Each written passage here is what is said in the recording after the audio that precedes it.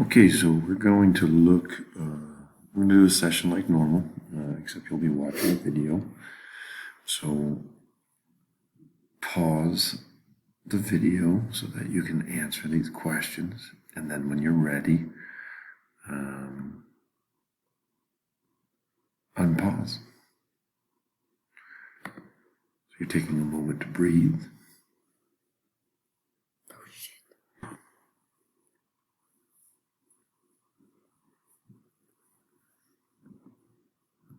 And taking 30 seconds to focus in 3, 2, 1.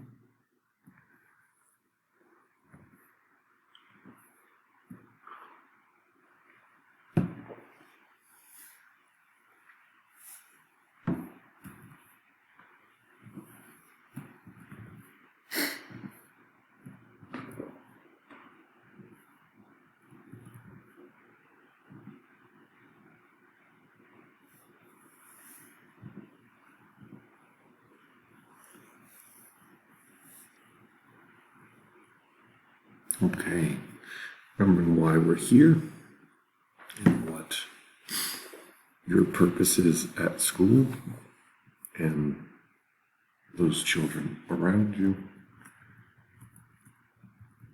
And we'll go back to those questions. So these are the review from yesterday. What does microscopic mean? That means that it can't be seen with the naked eye. You need a microscope. What are the basic building blocks of all living things, living organisms? Those would be cells. What microscopic item is everything made of? Atoms. What are 3 examples of scale models? You could have written pretty much anything there because you can make a model of anything. And what is the main limitation of a scale model? It's not the actual thing. Today we're going to be thinking about how does the human eye work and what does it mean to come to consensus, which we'll do in not a perfect way, but we will try and do. So pause and answer. All right, so here's a human eye. I mean a model of it, right? Not the actual thing.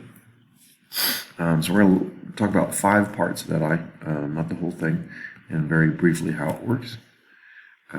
We have this part right here, which is called the lens, and then we have the pupil, the iris, the cornea, and then the retina in the back, and then the optic nerve that connects to the brain. We're not necessarily going to talk too much about this part. We are going to focus on these 5 things, and remember, if we take that first letter of each one, we make a word, like it could be C-R-I-L-P, CRILP. That's going to help you remember what those pieces are and what they mean. But basically what happens is the light comes in. We have the cornea that is protecting our eye, and the light comes in through the lens. The colored part is the iris, so that's the part that we see. And then in the middle is the pupil, and that's the kind of the dark circle. That gets bigger or smaller depending on how much light it is letting get into our eye. And that all depends on how bright or dark it is. The darker it is, the wider that pupil will get. When the light hits the back, that retina in the back, there are a couple very special cells that do some different things. We have rods.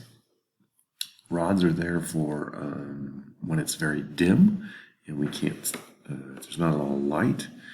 It allows us, the rods allow us to see, but we don't see in color.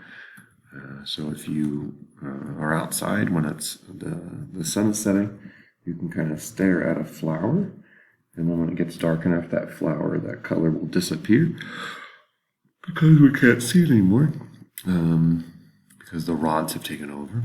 What gives how we're able to see colors through cones. We have a green cone, a red cone, and a blue cone, and those allow us to see those colors and all the colors that we're able to see.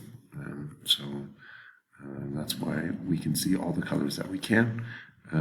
We don't see all the colors of the world because there are, for example, birds see ultraviolet as well, so they can see about 1 million more colors than we can. And there might be others as well. And that's why like dogs, I think they don't have the blue cone, so they only see greens and reds, and they see about 1,000 colors less than we do. So the world's a little different. So go ahead and anchor your learning. I'm going to move on, but you hit pause. Okay, so the rest of the today you're going to be doing in Schoology, answering some questions that I posted and having a conversation that way.